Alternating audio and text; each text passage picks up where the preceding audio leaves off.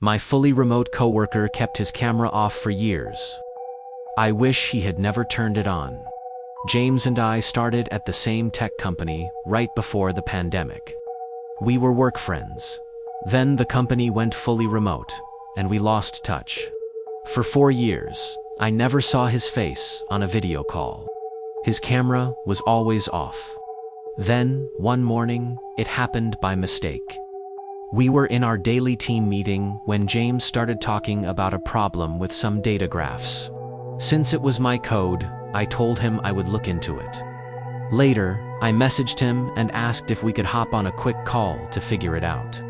I expected his screen to be black, like always. But this time, his face filled my screen. He looked like a skeleton. His skin was pale and stretched tight over his bones.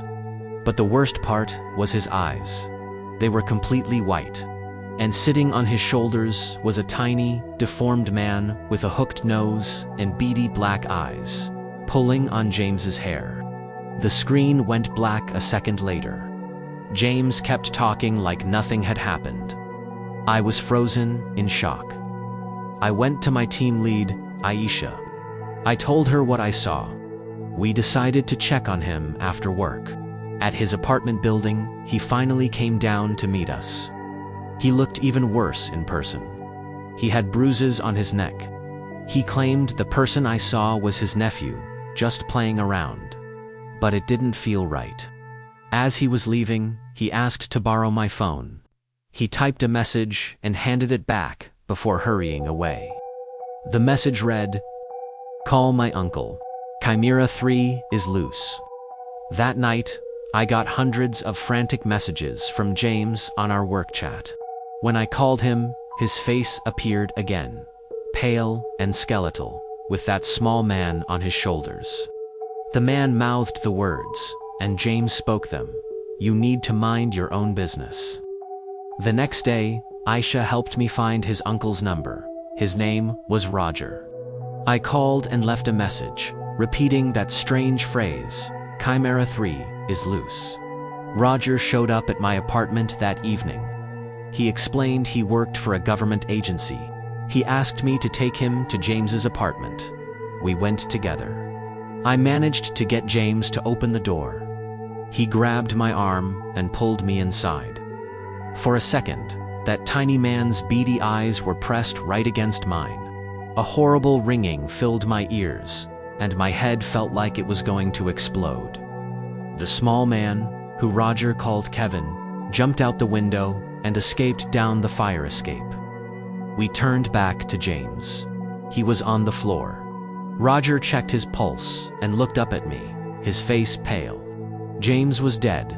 Roger drove me home and explained everything. Kevin was a weapon, a parasitic empath that had escaped their custody. He latched onto a host, read their mind, and influenced their behavior. He had been draining James for years.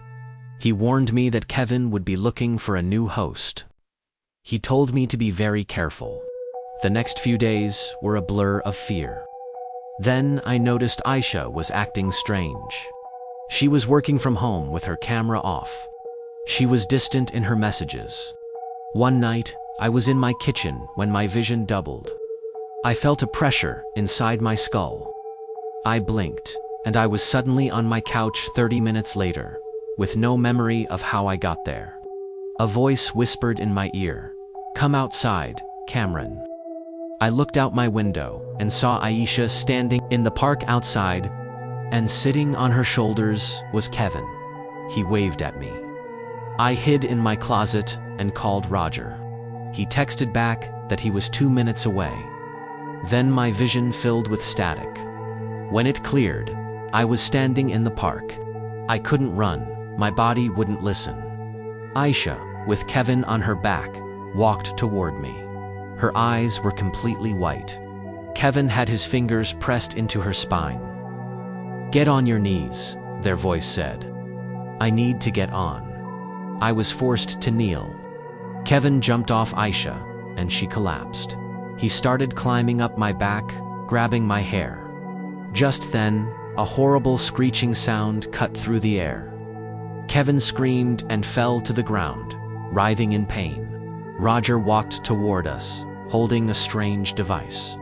Armed soldiers appeared, cuffed Kevin, and dragged him away. They took Aisha and me to a military hospital for tests. The doctors said we seemed fine, but they weren't completely sure. Back at work, the official story was that James had moved away for a new job and Aisha was on extended sick leave. I had to play along. For a while, things seemed okay. My headaches faded. But now, sometimes, time just skips. I'll lose 30 minutes, an hour. I find I've done things I don't remember doing. It's terrifying. But at least I'm not alone. Aisha is out of the hospital now. She called me today. We're meeting for coffee tomorrow. I just have to hope it was really her on the phone, and not just a voice in my head.